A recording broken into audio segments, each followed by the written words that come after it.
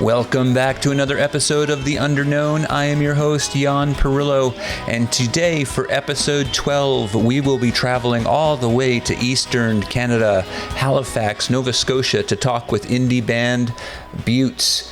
We are going to be talking with Jeff Lawton, who is the lead singer, Darryl Smith, who is the guitarist, and Palmer Jamieson, who is also a guitarist, but he is also the engineer slash producer of the band. And he has this great studio setup that they actually, all three of them, recorded the episode from. It's also where they do their practices and they do the recording of their, at least most of this album that is upcoming called Marigolds that we talk a lot about on the episode. It'll be out in October of 2025, so in just a few weeks here. But we talk a lot about the recording of this album in this episode, and we kind of geek out a little bit on some of the choices that are made when you're recording. These guys really go deep in some of these decisions that they make. For example, we talk about the order of the songs, and this first song that you're going to listen to go into the episode is a song called Heaviness. And Heaviness is actually the first song on side 2 of the album. And when we talked about how it was, why it was the first song on side 2, I was asking, is that kind of the first song of the second side of your life or something like that? They talked about how they listened to these songs in order. Jeff said, maybe up to 100 times he listened to it, and he would always remix it in different orders to see how the flow was. They take this stuff very seriously, and they really geek out on these types of details.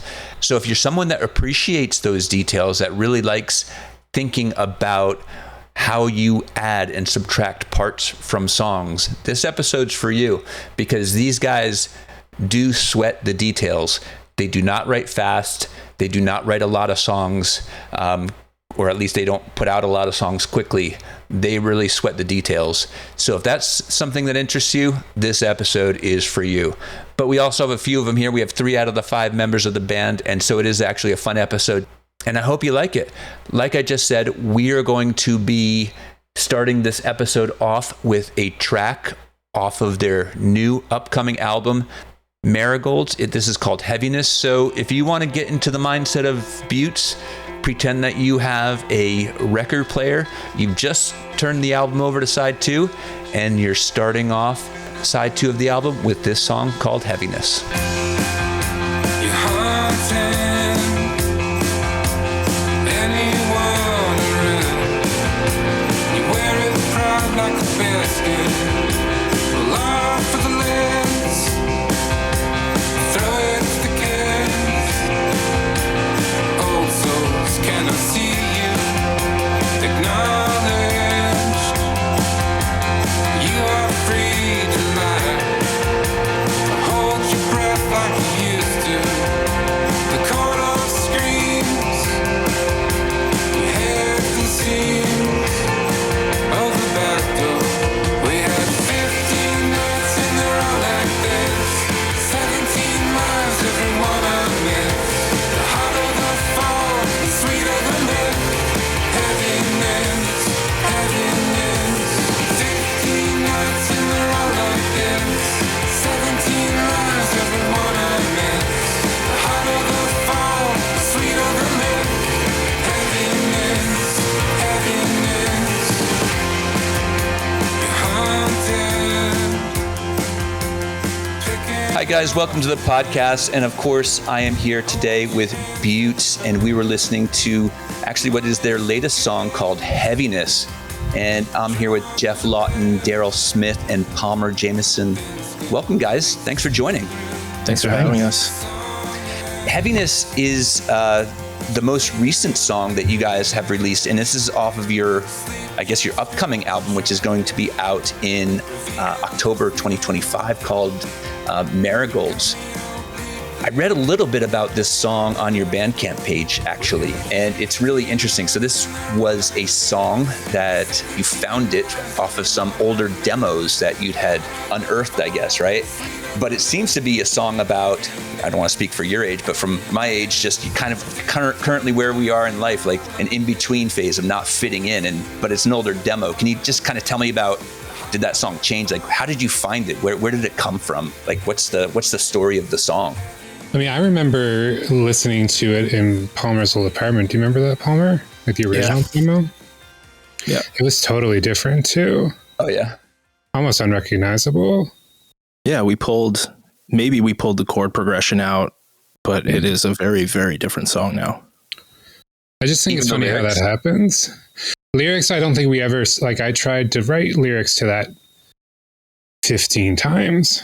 Like, that's kind of how it goes here. It's not that bad. I'll write lyrics. It's not 15. It's like It might be 2 or 3. no, like 15 times. Maybe like 10 times. Like, there was a lot of attempts, and maybe these guys didn't get all the attempts sent over to them, but that's not unusual. So, like, sometimes songs will come together pretty quickly, and sometimes, like, these two will put together music beds or music ideas, and I'll try to write lyrics and melodies to them. And I just liked that original demo so much, I kept trying to, like, make it succeed. So when you say that it's unrecognizable, so the words weren't there, the vocals weren't there, but what from that original demo kept drawing you back to it that you liked? So the chord progression, or the, like, something about the guitars? It's probably literally just a chord progression, right, Jeff? Yeah, but probably more accurately, like, a vibe, which is probably what attracts me the most usually in any sort of demo that we're trying to put together. I just think there was, like, an aesthetic and a mood mixed with that progression that I wanted to, like, attach something to that, and it just took us a long time. It took me revisiting it over the years to, like, get something that worked. And how many years are we talking about? Too many. I think it's a 2017 demo. Yeah, it is. That demo, like, became a song from our old record. So we did that demo, and then somehow it got turned into a song called Drifters All. That's off our record from 2020. But we kept this other version of it that's way different. The songs are completely different, but they were done at the same time, and one morphed out of the other. And so, yeah, it's a writing session from the other record. Wow. I'll add that Drifters All, the song that Darryl just talked about, is, I think we really changed, like, the progression and things like that are totally different. And so it became a different song that we were just trying to workshop it into something. But that I went back to the demo because it is so different. It's, like, they're clearly, if you listen to both, they're two different songs, but they just happen to come from the same space. I mean, I listened to Drifters All. It was one of the songs that stuck out from, that's on Dalliance, right? Is that right? Yeah. So I listened to the song. That is one of the ones that stuck out to me. And I don't think in a million years would have put those two as, like, being like, oh, this is like a ripoff of, Heaviness is a ripoff of, you're just using the same stuff. Like, I don't think I ever would have put that together in a million years. I don't know if they're the same progression or anything like that, but they don't sound not even close. I don't even know how they came out of the same thing. I just know for a fact that they did, because I visually remember us writing it in Palmer's old apartment. Like, what? I'm not going to give you the geography because it's not going to mean anything, but, like, it was smaller than this space, and we were just in there working on new songs, and they both came that day, and, like, one just morphed into the other, but we kept both. So what's interesting? Yeah, sorry, go ahead. No, I was just going to say, I forgot how deep that well was. Right? Like, the demo well is deep. The demo well is deep. The hard drives are full, but wild to think, and I forgot that fact, that both of those songs came from the one writing session where we just pulled the one demo apart. It's kind of strange how that works. All right. So I think that's interesting, because I have that same thing. Like, when I look at my hard drives, like, I don't play with the band like you guys do anymore. I did at one point, but I still record a lot. And so my hard drive is just, like, it's massive with a bunch of songs that will, maybe some of them will see the light of day someday. Maybe most of them won't. Probably most of them won't. But you think about that. I go back to some of these songs, and I'm going to change, whether it's the guitar sound, whether it's, like, there's a lot that's going to change in that. And maybe it's even the chord progression but something about that song gives you that idea. And so when you go back to something in 2017, and like you said, Jeff, it's the vibe that is in that song. What do you guys listen to? And Darryl and Palmer, this is more a question for you guys. When Jeff maybe brings that song, I don't know if it was Jeff that brought it back, but brings that back to the band and says, let's take a listen to this again. What do you two do to it to say, okay, well, I wouldn't play like that now, or would you? And what do you do to bring that back from the dead to kind of give it new life? Because I don't know if it's obvious, but you said that the song completely changed. So you must have done something to it to make Jeff have these new ideas to write lyrics to it and kind of bring the song all together. I mean, I'm just assuming, but that's kind of what I would think. Maybe I'll give you a quick history of our process because it's Great. It's pretty messed up. But like Palmer and I tend to write a lot of sketches, and we deliver those sketches to Jeff, and then Jeff poorly records audio over them, often through his AirPod or his earbuds. Yep. And sends those back to us. And then sometimes we're like, yeah, this is really working. And other times we're like, nah, man. But this was one when it finally came back this time. We were like, this is awesome. And then Palmer and I have sidebar conversations. We're like, what do you think about this one? Yeah, I think this one is working. And then Palmer is a very great arranger. So once those things come back, usually Palmer has a go at stacking it full of stuff. And then Jeff and I have sidebars being like, maybe we don't want that guitar part, but these three are all really good. And then we come back together and have that conversation. And that's how it kind of comes. Is that a good answer to that question? And Palmer, do you want to add anything? I think the only thing I would add is that for heaviness, I'm fairly certain we took what would be, a 3-chord progression and just looped it for 3 minutes for Jeff to write over. There was no like A, B, C parts. It was just one part. And I think Jeff did a good job of coming up, with what is essentially like 2 really strong verses. We had to flip that into a chorus, and we just did that in the room together, I think. We definitely made the bridge up in a room. We're like, we haven't hit that chord yet. Let's just do that one. Yeah. So some of that arranging does happen in the room together, but we are kind of satellite writing this record, especially Marigolds, that was happening over isolation in COVID. So yeah, we weren't fairly in the room together very often. I know it's 2025 now, and that COVID ended for some a long time ago, but that is an example's wrong. We write slowly, but a lot of the demos that are on the record all came from like the 2020, 2022 period kind of thing. There's not much that was written after that. Which is interesting to me. So you guys, again, I'm hopping around a little bit because you brought up quite a few questions for me in that answer, but I did want to talk about the relative stability, and it's not even relative, it's pretty absolute stability of your band. It seems to me, based on what I've been able to read, you've had the same 4 members forever, Jeff, Darryl, Palmer, you guys, along with Eric, your bass player. And then Joel, I think, joined maybe after your first batch of recordings. And there was another drummer that I think maybe put down that, but it seems like you guys have been essentially the band from the beginning, which is, I know in my experience, it was like we had revolving drummers and bass players from like, day one until we finally got stable at one point. And that was kind of the band that I always thought of, but it took us a long time to get to that group. Whereas you guys seem to be lucky enough to be 10 years. I mean, I think it's 10 years in. That's from the best what I could do in my research, about 10 years in.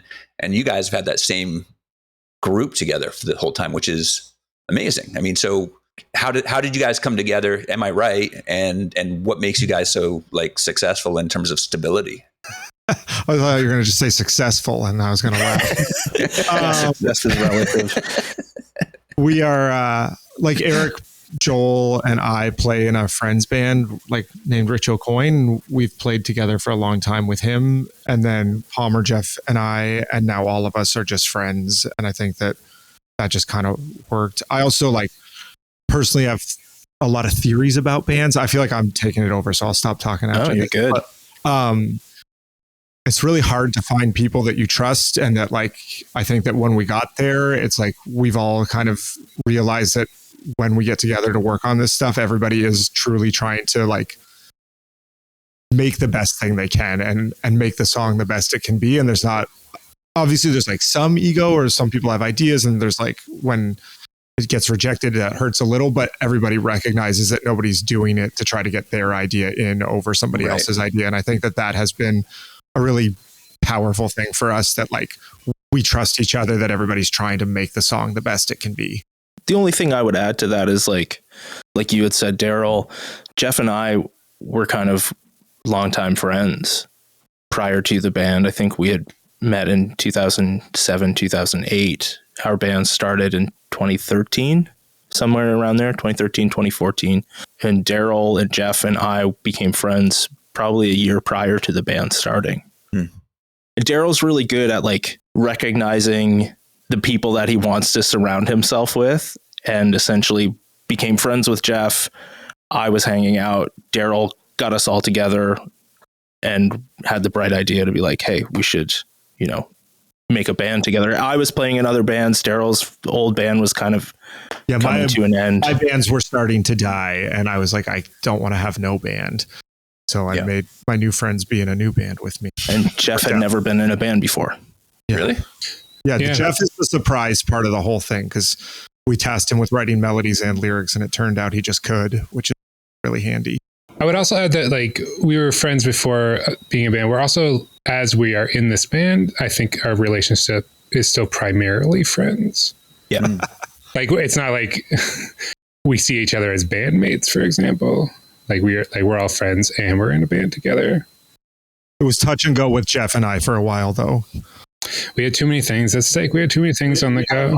We had a podcast we did together, and we were in the band together, and we played one-on-one basketball against each other almost every day. And by the end of that, we had to stop the basketball and the podcast in order to stay friends and do the band.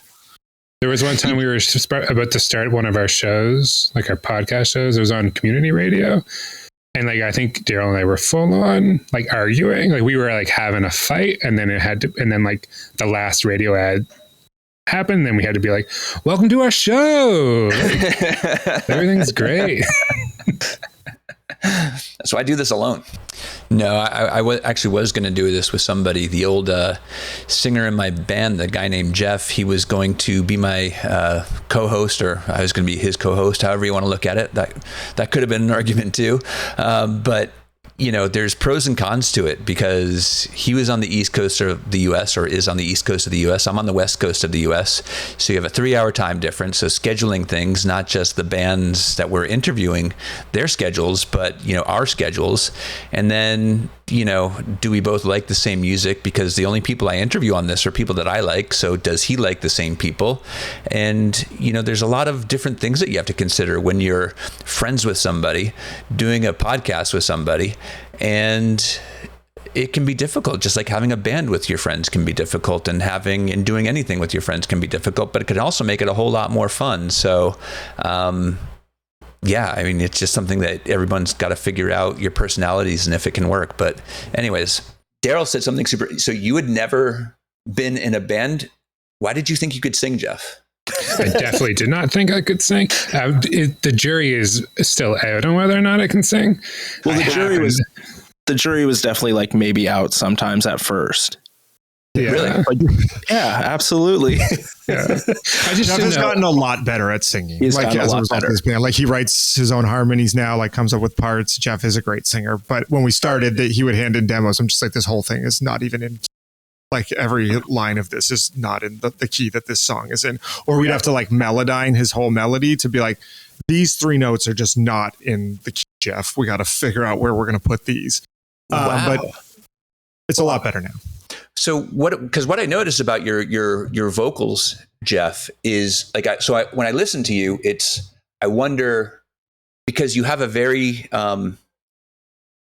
like I was wondering if you had a soft voice, or because I always kind of wondered, because you don't do a lot of like yelling, you don't do a lot of like high stuff. There's one song where I think it gets a little more aggressive, and so I'm always wondering, like, okay, when you sing, is it like you guys have a lot of dynamics in your band? It seems to me, and so like, you know, do you have a strong voice? Or are they doing that so that your voice can be on top of it? So I was wondering about your voice and how you guys write. Do you write around because of like the type of voice you had? And so it's really interesting to me to hear that. I mean, maybe you guys can talk about it. Like, how did you, 1, want Jeff to be your singer? Then 2, how did your writing and style of the band adapt to Jeff's voice? And Jeff, how did you adapt what you thought you could do to the writing of these guys in the band? I mean, not knowing what you could do, you had to come into something that you were confident in doing at some point. I mean, it's pretty vulnerable to not know if you can sing and then go out there and sing. Yeah, I think when we started the band, I think we maybe thought, and I think we wrote songs in this way, that it was going to be maybe more of a rambunctious style. Heavier is maybe the wrong word, but like certainly louder and a little faster. Like if you go back and listen to the early EPs, like, I mean, songs that I still enjoy listening to, I think, and I'm, we're still happy with those songs, but it was a different style when we started out. I think we just thought that was going to translate well to a show. That was just sort of what the idea was. But then I think like we're aging. I think we were mellowing a bit. I think some of the demos that Palmer and Darryl were sending just sort of started lending themselves to at least different kinds of melodies and stuff, if not quieter or like less abrasive or shouty. Yeah. And also I just think it's a more comfortable zone for myself to be in. I just don't see myself, pouring drinks over my head at shows and jumping into the crowd anymore and shouting, and it doesn't matter if it's in key. And like, I'd rather just be really like excited about melodies that we're writing, like different parts, how it's working with the band and stuff like that. Like, that's just like, it's more fun, it's more interesting, and it's just sort of where we landed. We're also like, to kind of maybe further that point, we're like a bit of studio dorks. Like Jeff has a deep love of music and is like very well versed. Same with Darryl, and like me to a lesser extent, but I live and die in the studio, and Darryl kind of feels the same way. So to be able to explore in the studio and experiment as much as we want and as much as we can, and not be tied to fast, distorted guitars for every song is a blessing for this band, I think. Yeah, I can remember too, like, I don't know if this ties in 100%, but I remember sitting at Rich's house and having an argument about whether we were going to play After All anymore. And I was like, we have to play After All. And Jeff and Palmer would be like, no, we don't. And I was like, maybe we don't. And then we just kind of started writing songs that were like we're all indie rock kids at heart. And so like I grew up loving punk rock. And all the post punk and punk stuff we did was like, it didn't come unnaturally to us, but like the indie stuff I think that we're doing now is like all more firmly within our wheelhouse of things that we like and listen to. And so like we just kind of drifted into like what our roots were anyway. Speaking of being studio dorks, I guess was the word that you used. You guys are in a fabulous studio. You're all together, and Jeff, you kind of turned around the camera a little bit and gave me a little view. But I mean, you literally are studio dorks. I mean, you're in the back of Palmer's house there, I guess, and it looks like a fantastic studio.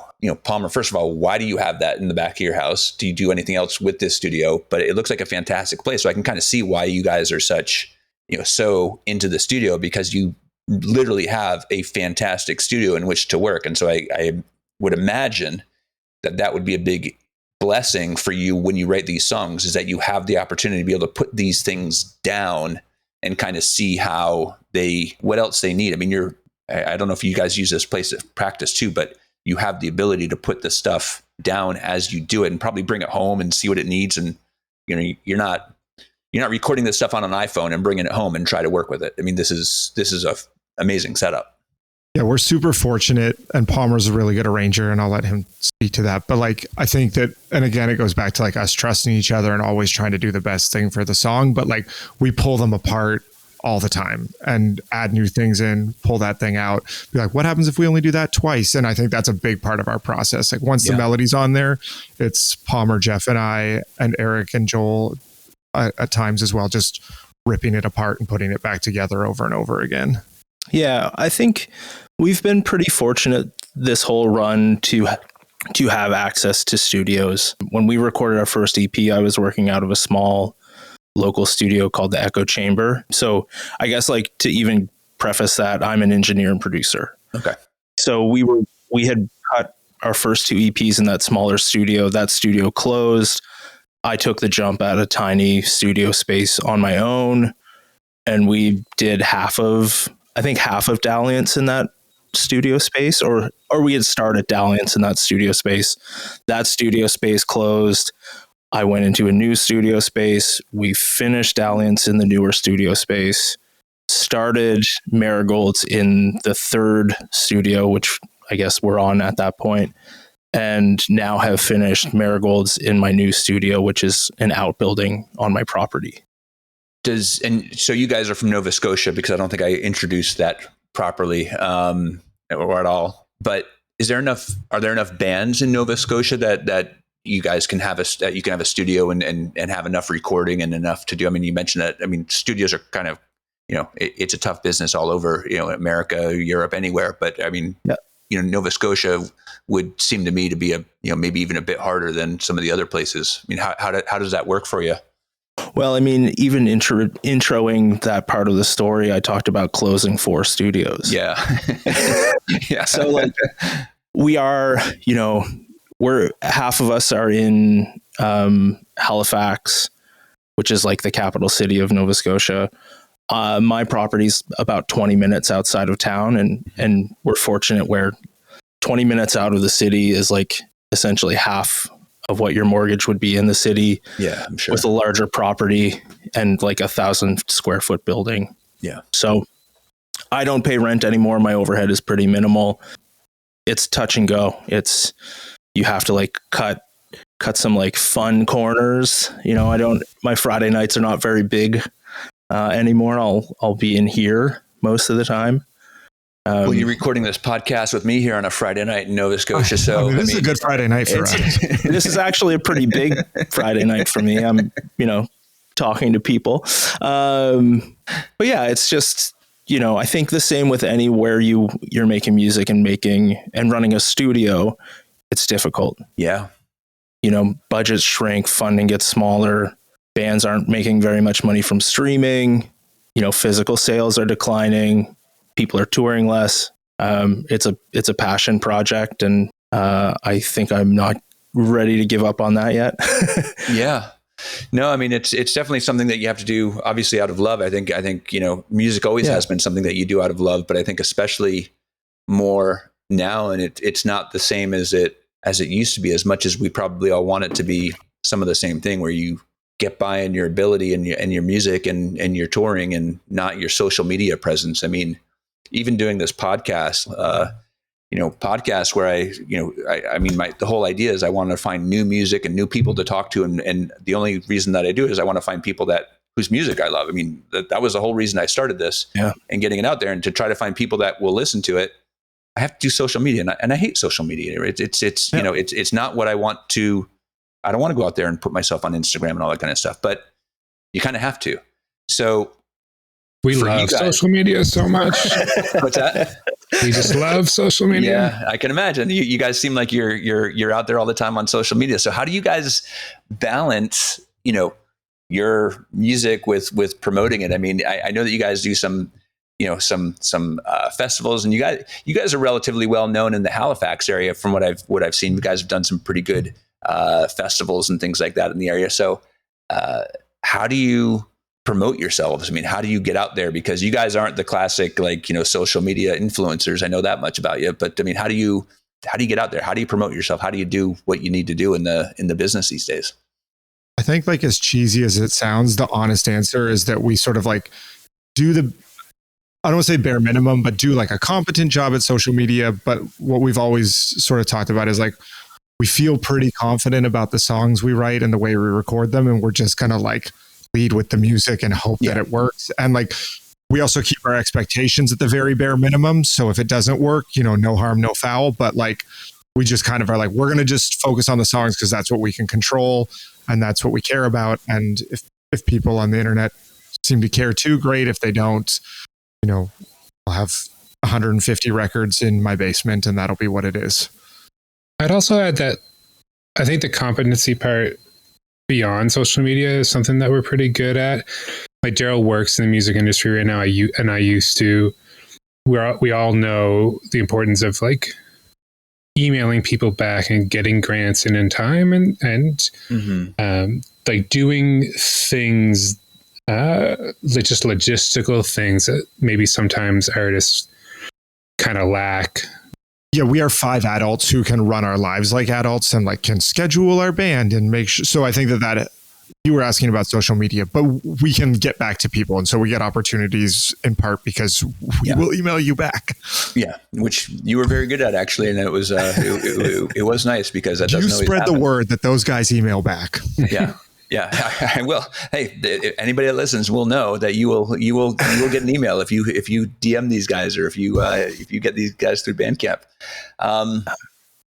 So I want to get back to the song that we started with because I had more questions about it because I did think it was interesting. So the question that I led with was about I was wondering about the lyrics because of the topic about kind of this in-between space. And I thought it interesting because you guys aren't young, but you're not old. And it was about this in-between space of, you mentioned it a little bit, Jeff, you're not jumping around, pouring drinks on your head anymore, doing stage dives, but you're not ready to, wheel yourself into a retirement home by any means. So, you're kind of in this in-between space where you don't fit there and maybe you don't fit here. It's kind of like you're growing, but you're not ready to be fully out of this either. And so when I thought that maybe you'd written the lyrics and everything like that many years ago, I was wondering, why it took so long. But it makes sense now that maybe this song just came a while to come to light because you weren't at that place 7 or 8 years ago, probably, and so it came to light now. Yeah, I'll say that the lyrics for the finished version of this song, that like heaviness lyrics, they're fairly recent, like they're within the past few months. Yeah. This is a music demo that has lived a lot of different lives. That's what I figured. But I'll also just say that, like, I just turned 40, and when I was younger, and I don't know, I feel like this is universal. Like, you have an idea of what 40 feels like when you're younger, and then you turn 40 or 50 or 60 or 70, etc. And you're like, to me, I'm like, I don't feel like what I thought 40 feels like. I still feel like kind of like a young person, but at the same time, I'm not a young person necessarily, at least compared to whatever. So, like, I don't know how you feel about it. Like, do you feel the age that you thought you would feel? Like, do you feel like whatever you thought that the age you currently are, do you feel like that? It's funny. I was just having this conversation this week. So I'm 55. And when I look at people that are younger, like say in their 20s, I kind of feel like, well, I don't really look at them as being in their 20s, and I think I can have conversations with them. But I remember being in my 20s and looking at someone my age and thinking how freaking old they were. Yeah. You know what I mean? Just like, oh my God, you're old. But now me being my age, I don't look at those people and say, oh my God, you're so young, I can't talk to you. And it's just backwards, right? Because I know that they're looking at me and saying, oh my God, you're so old. And it's because I don't feel like I would think that I would feel when I got to be this age. Yeah. There's an incredible Nate Bargatze joke about it that I don't want to butcher in his most recent special, and I encourage you to go look it up on your own because it's that exact sentiment, and it's very funny. Yeah. So, but at the same time, when you're older, you have to deal with domestic things. You have to think about money and finances. You have to think about your future in ways that you totally, or at least I totally really did not think about much as a 20-year-old person. And so even though I don't feel like what I thought 40 feels like, I'm also in positions where I have to behave like a 40-year-old person. And there's just sort of a weird rubbing up against each other there. 100%. Yeah. You know that you're not 20. You have responsibilities that aren't 20. I don't know if you guys have kids and stuff like that, but my kids are getting to be, they're 17, 2 of them. And then I have a 15-year-old.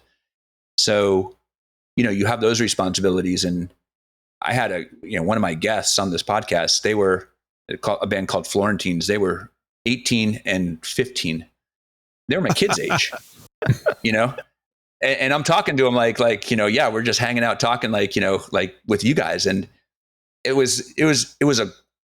had so much fun with them, but at the same time, it's like talking to my kids. They're so young and they're so talented. And it's like, it was just funny because, they're just started. I mean, they're still living with their parents. You know what I mean? It's completely different. And I know that they're talking to me like they're talking to their parents. You know, I mean, I'm probably as old, if not older, than some of their parents. And it was just a really interesting conversation to have, and a really interesting place to be, because, like you said, Jeff, and not a novel thought. Like, we're not the first people to think this or feel this. And like, I'm aware that when we're 75, we're gonna look back on thinking it like this, and just think that like we didn't know anything. You know, even as I'm having this conversation, like I'm aware that like that's gonna change as I age, if I'm lucky to age.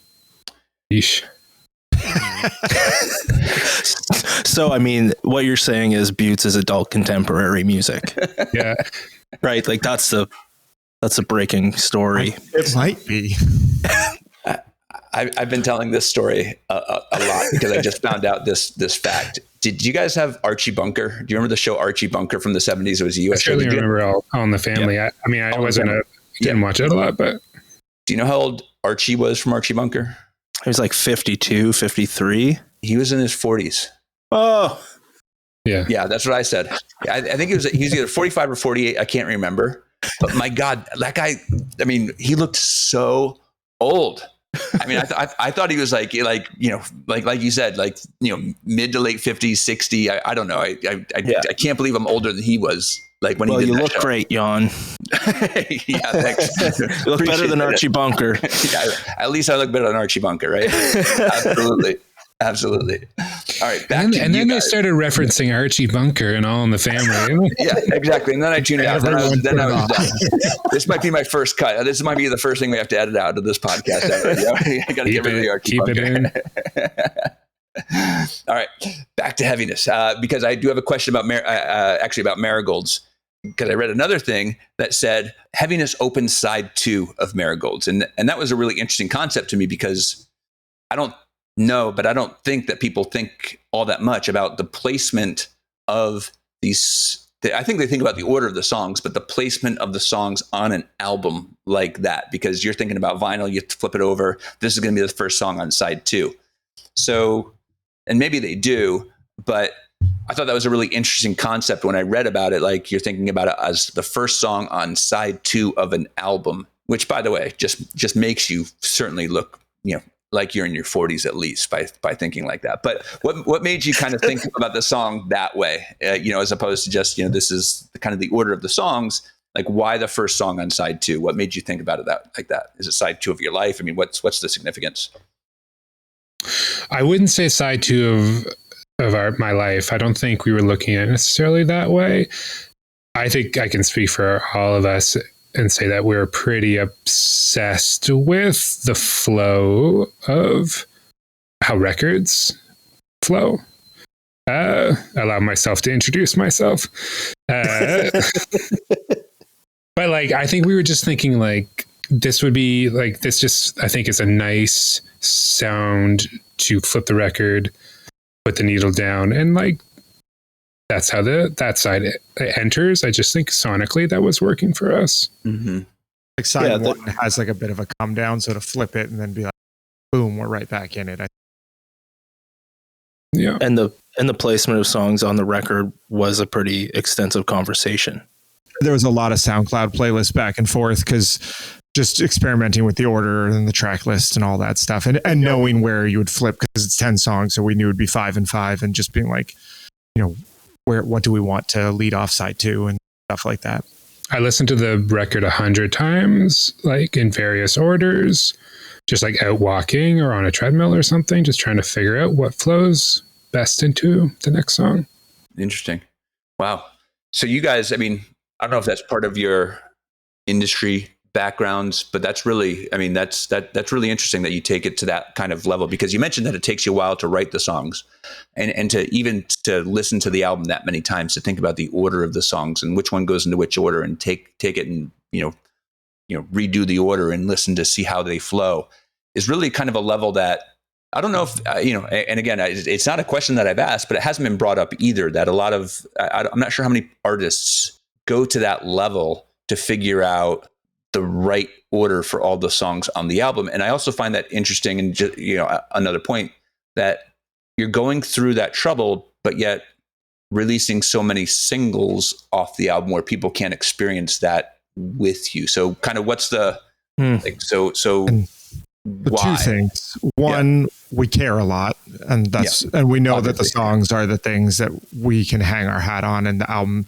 I think we did have a lot of chat about whether to release so many singles, and the vibe was, I think you're not wrong. We are going to make records, and so hopefully people who want to experience the record as a record will get to do it that way.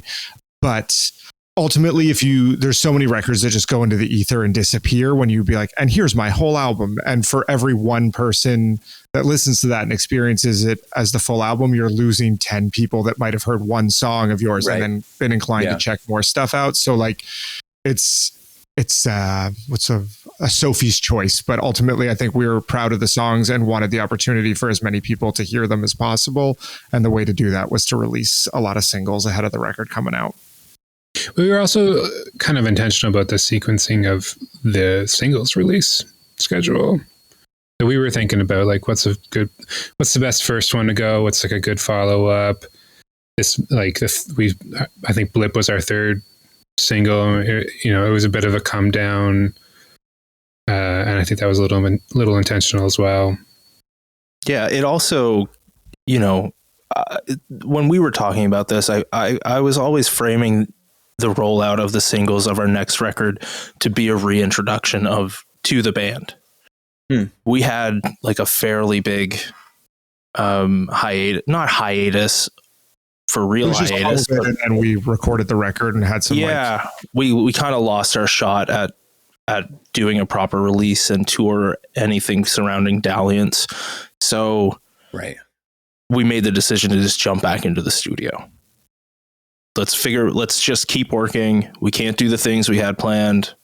Whatever. We'll figure it out afterwards. So I think, I was watching the followers, on Instagram when we first started posting these new singles, and for every 2 we gained, we would lose 4 because Darryl and I would joke that we were reminding people we exist so they can unfollow us, which is kind of like, maybe that's story.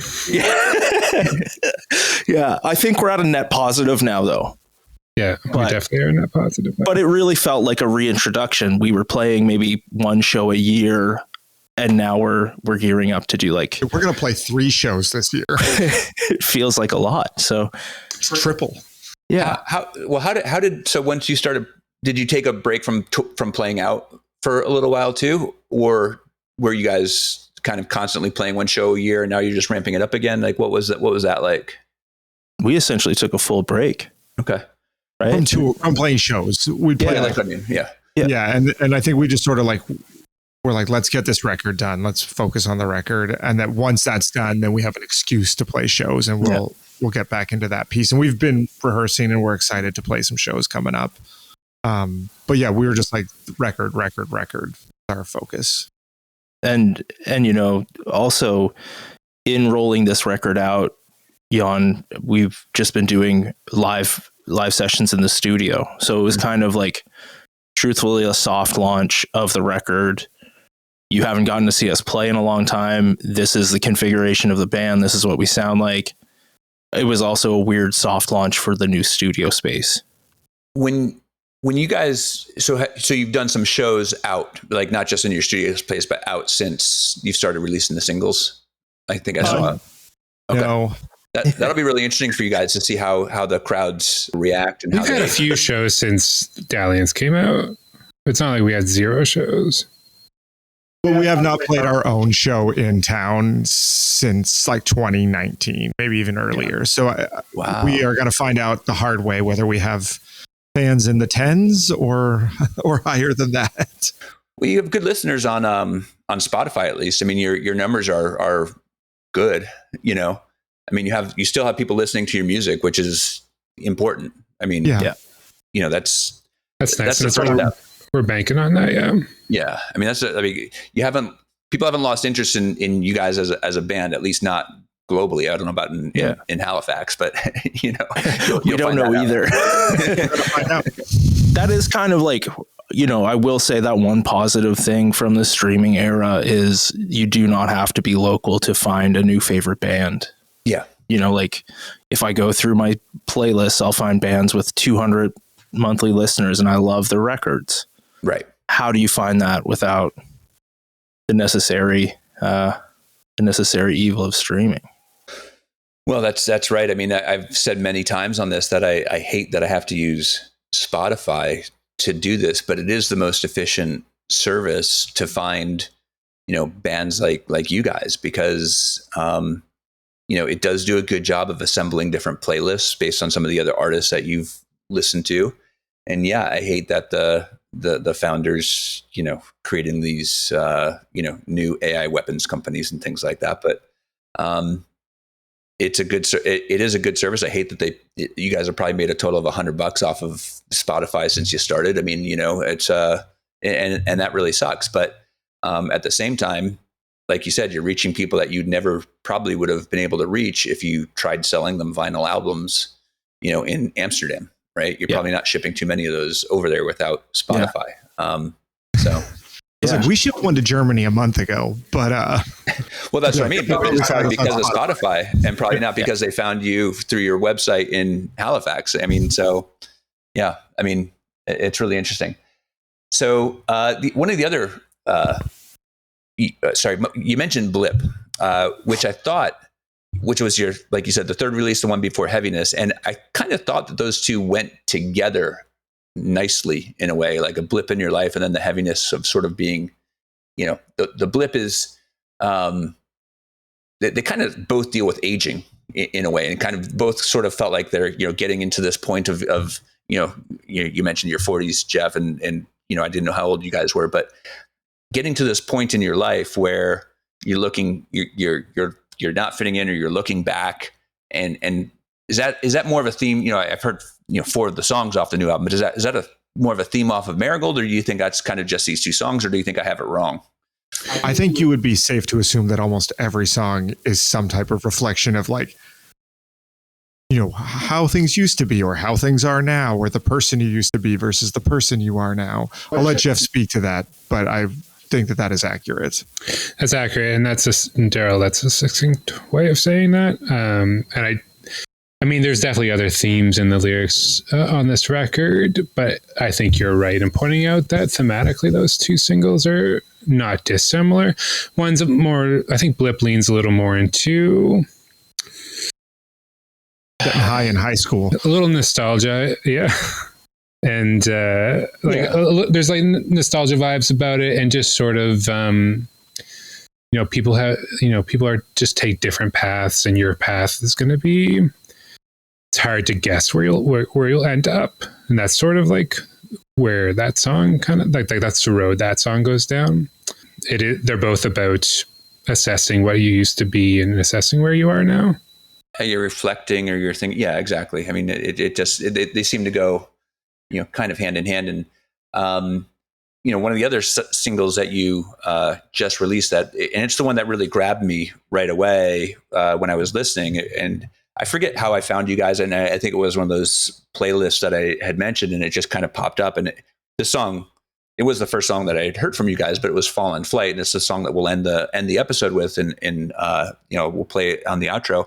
But it just really grabbed me, and it was something about the sound of the guitars, I mean, just the kind of the whole thing was just it was I don't know. There's something about that song that I thought was really unique. I loved the recording of it. I don't think I listened to it in stereo. I mean, it was in stereo, but it was not in headphones at first. I thought some of the production choices were really interesting. Like, I don't think that you guys used different, and correct me if I'm wrong, because I was actually interested in this. This is a little bit of a dorky question, but we're here for that. We're dorks. So, all right, good. Did you guys use the same, were they both Fender amps that you guys were using on those guitars? Because the guitars sounded very sort of similar. And I mean that in a kind of a good way, where you almost couldn't, I think one they might almost be sounded a like Vox. You used a Vox? I think one's a Fender Deluxe Reverb and the other is a Vox. Palmer would know for sure, but I don't think it was. Okay, maybe they're both a Deluxe Reverb. Yeah, I think it was like it was either both a deluxe reverb. We are like Fender guitars, Fender amps kind of band. And I'm one of those people that haven't found my love for a Vox amp yet.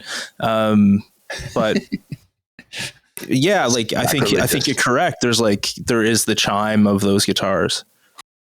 Because I thought that was really interesting because I couldn't tell at first. I mean, because I was listening to the song as a whole first before I broke it out, and then the two guitars sounded the same, and it was a very Neil. So I just saw Neil Young a couple weeks ago at 81 years old. Oh wow! And the guy was still bringing it after at 81. But something about those guitars reminded me very much of Neil Young, and kind of like that, just that overdrivey break of overdrive type of sound.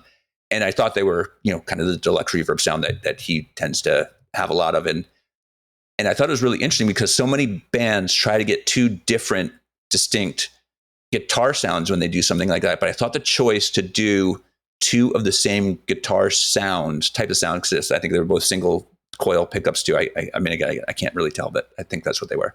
Sounded so good together. And I was really, that struck me because it's not, I don't think most bands choose to, or a lot of bands don't choose to do that. They're like, okay, you're using a single coil, I got to use a humbucker. You're using a Fender, I got to use a Vox or a Marshall or something like that. And I really liked it. And so I didn't know if I was right or not.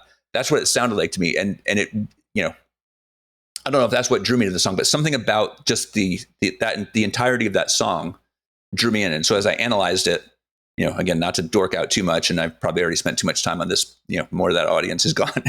I love that, the sound of that and those production choices on that song of just to make it, it to me, is just a little bit different than something I'd heard before. And I don't know, I loved the way those two guitars worked together to almost blend in, but not at the same time.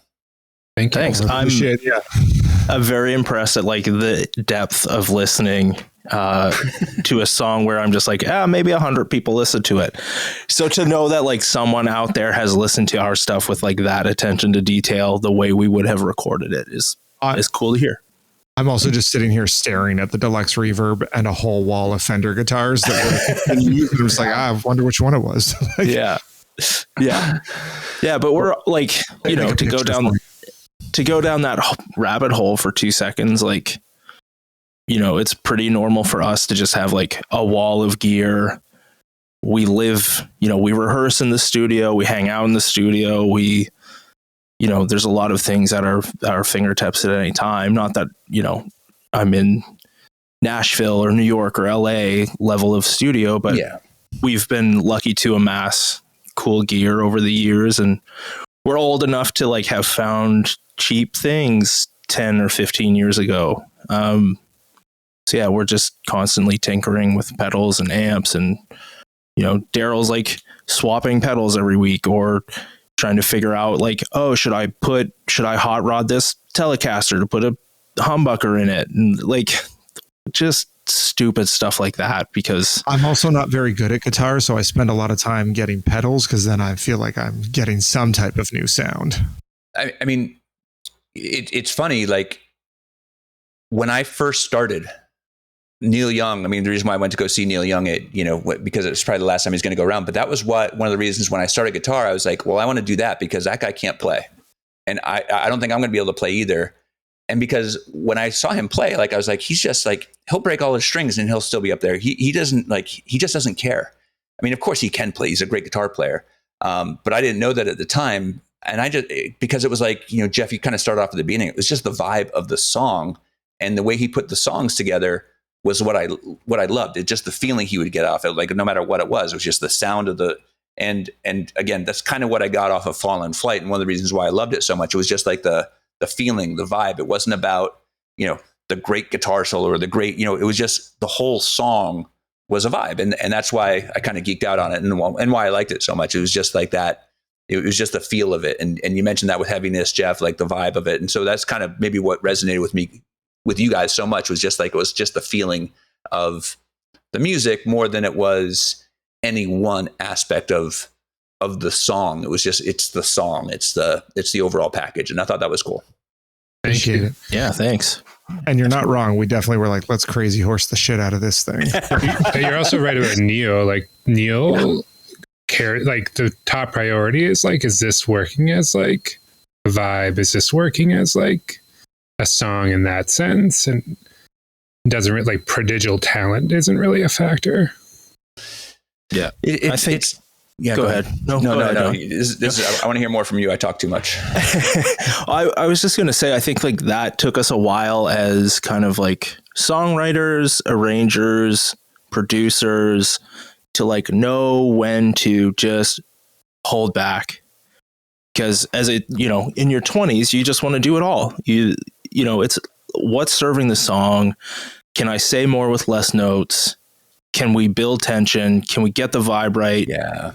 Just being in it and everything working together. And like, as an arranger, producer, whatever, I meet people who try to do, you know, especially younger people, they're trying to do everything with one part. Yeah. And we're a very much so a sum of the parts kind of band. I'd also say that like our method is very peanut gallery, much to Palmer's chagrin. Like, like we'll definitely be like, something missing, add that. Something like mute that, see what it's like with that. Put it back in, mute that instead, see what that sounds like. It's like that's a lot of the process. I usually just say that like, over Palmer's shoulders, being like, "What's that track? Can we turn that one back on?" And Palmer losing. I wouldn't say I lose it. Not losing. It depends on the mood. On the day.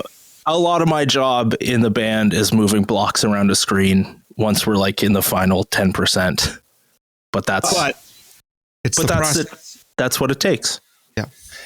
What so I think that's interesting too, because you know, you talk about the holding back and creating tension as a guitar player or as a drummer or as a bass player or as a vocalist and the harmonies and everything else, and then putting in a bunch of parts. And you mentioned this with heaviness, you know, how many different parts you put in, Palmer. Like, you know, you had a bunch of these layers and you'd listen and turn some of them off and on and do all this, and you would just, you know, maybe stack the track with a bunch of different ideas that you had.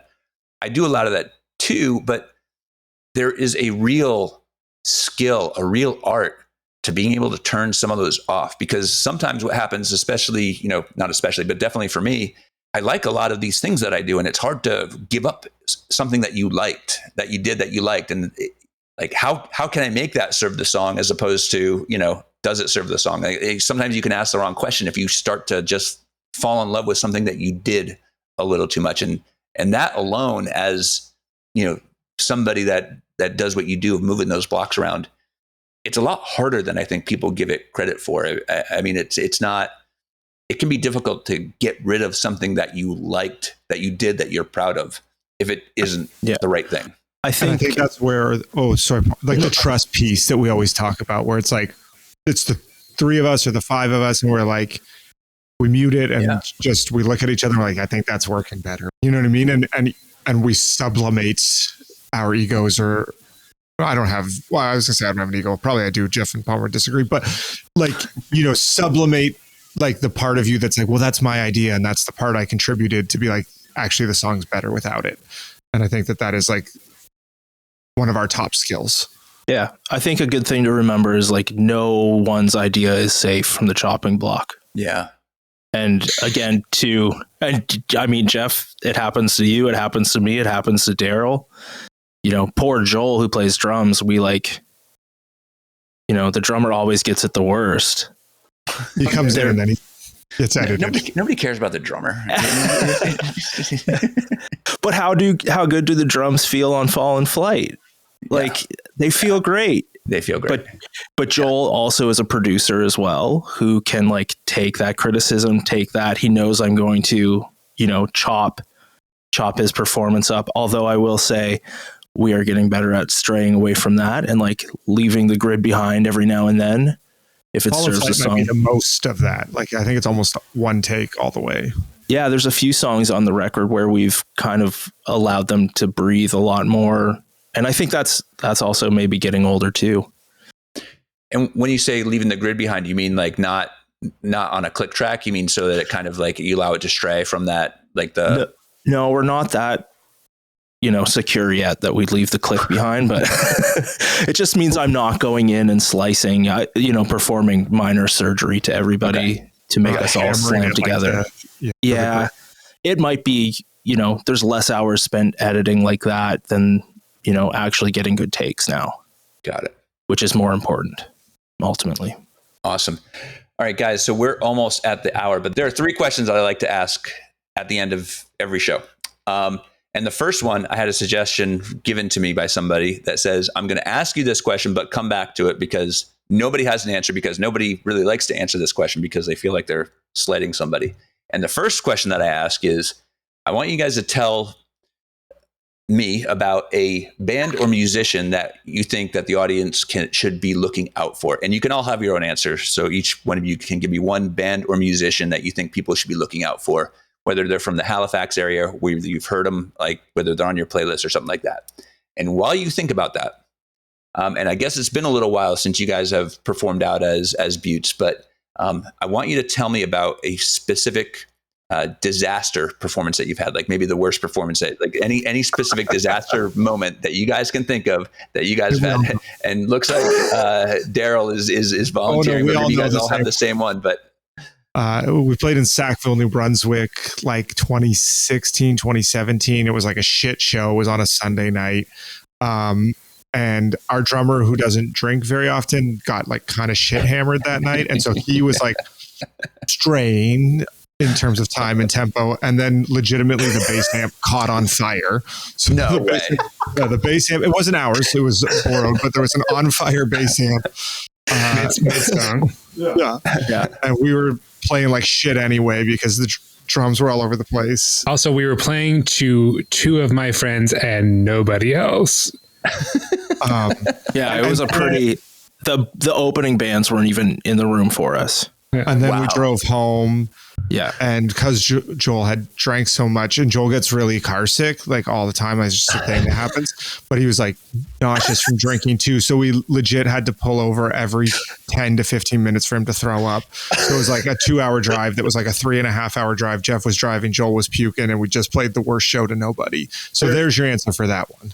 I don't know how much of that you want to keep in. That's pretty like. That's Joel. That's pretty Joel centric. Yeah, I'm not trying to throw Joel under the bus. That's a great answer. Are you kidding me? The amp catches on fire. Your drummer's wasted. You can't play, and you got nobody in the room. I mean, that is like the quickest, best. Yeah. No, that's great. The whole thing's standing. To be very fair to Joel, that is a one and only. Oh yeah, and I think that he was probably like, this show doesn't matter. So I think that what I'm going to do is we're going to put this when we talk about this. This will be one of the Instagram ones, and I'm going to have a nice picture of Joel on the screen the whole time, just because he's not here. I mean, he's true. If he wants to defend himself, he's got to be on the podcast. Put Joel, drummer, producer underneath. Yeah, exactly.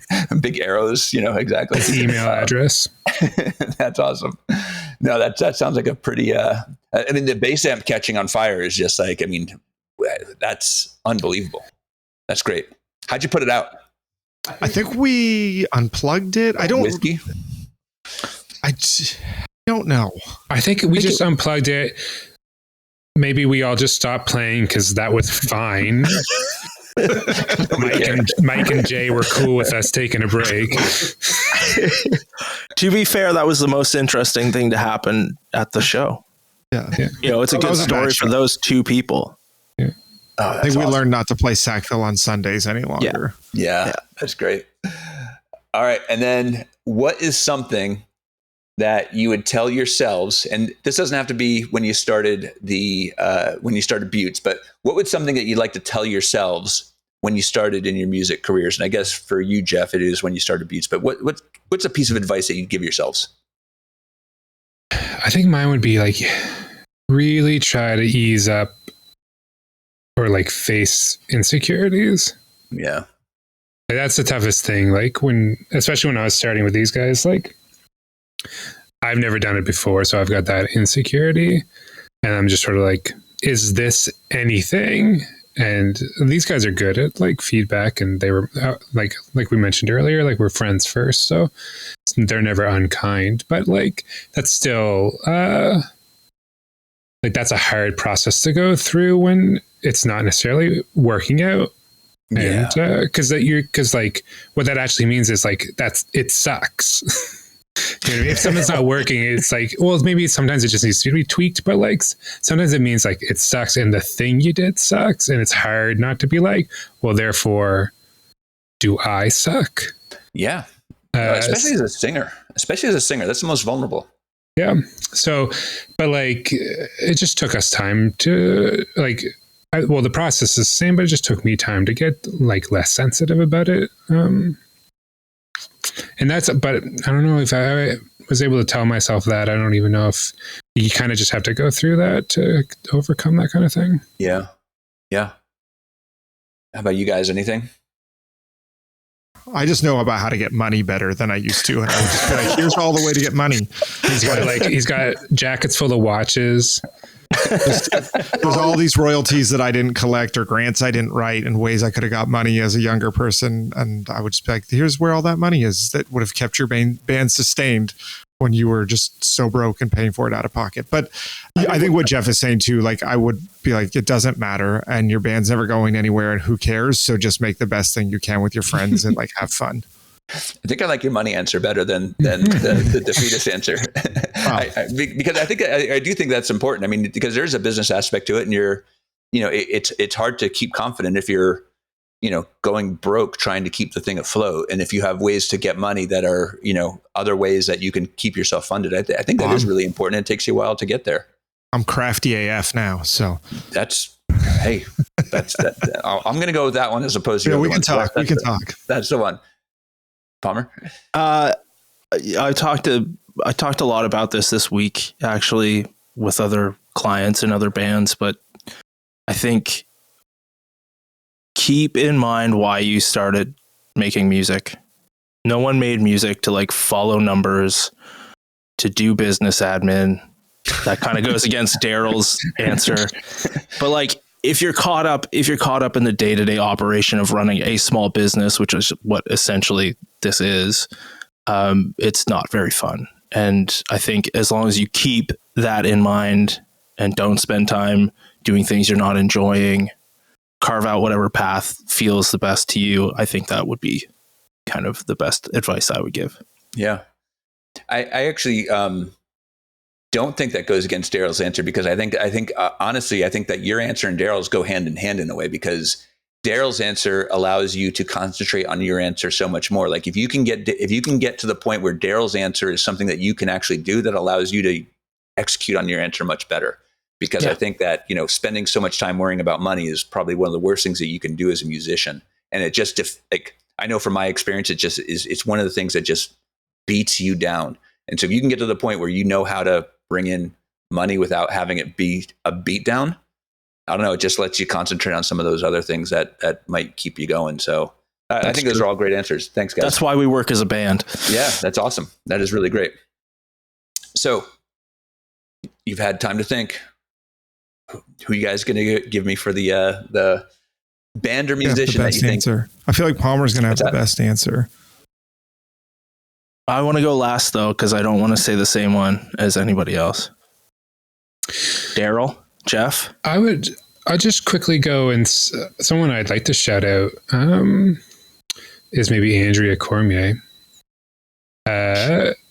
local Halifax singer-songwriter. She did some backups with you guys, right? Or some exactly. Yeah. Has really cool records. It's a really cool show. Palmer plays with her as well. That would be my answer, because like, just feel like she's doing some pretty rad music right now. Awesome. And she's definitely adding a lot to what she's doing with us. Palmer, you go, because I legit have nothing. Darryl? Oh, you've got lots. Have you guys heard of Big Thief? No, you're tapped in. Come on. I would shout out a young band called Post Fun. They are from Halifax. They're pretty talented songwriters and musicians, and their show is great. And we're wrapping up a record out of the studio right now. Awesome. Yeah, they're just sharp, really great lyrics, really great playing, incredible guys. Cool. Yeah. That didn't buy you a lot of time, Darryl. So part of my job, like what I do as a day job, is I run the grant programs for Music Nova Scotia, which is like an organized. So I hear a lot of music before it's released. And I heard the best thing I'd heard in a long time. And it's not even out yet. It's a project called Sadie Skinner, but it was legitimately like awestruck. I don't know what the right word. It was good, and I hear a lot of bad, and that one was great. So, one more Halifax band that'll be on the horizon soon by the name of Sadie Skinner. Sadie, Sadie Skinner, Skinner. Awesome. Well, great answers, guys. And you're the first ones to get 3 because you're the first ones to come on since I've been asking these questions that weren't alone. So I really appreciate you guys bearing with me and doing that. That was awesome. And I really appreciate you guys coming on the podcast together. It was really great to meet all of you. And the hour flew by. And thanks a lot for taking time. Yeah, thanks so much for having us. Really appreciate it. Talk soon. All right. Thank you.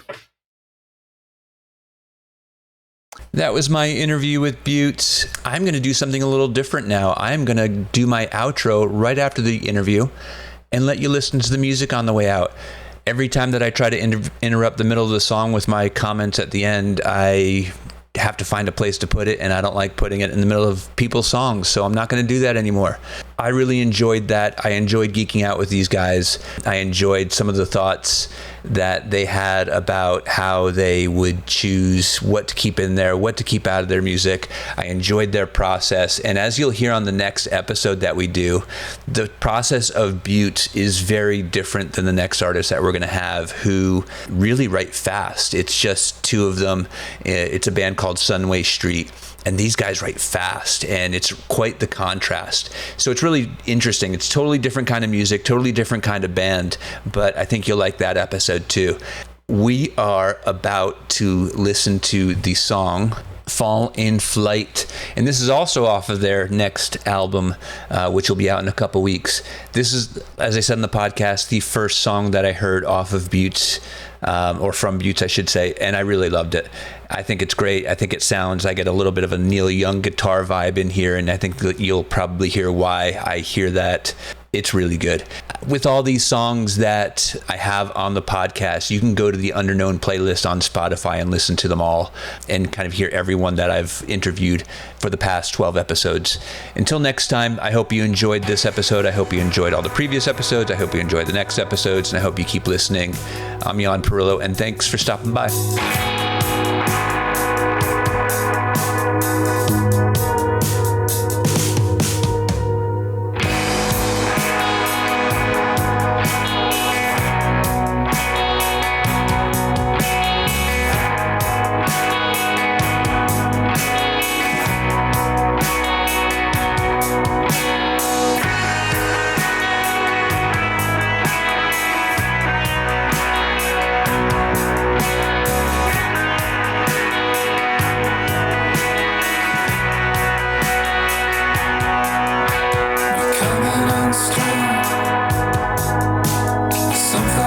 Twist with the night.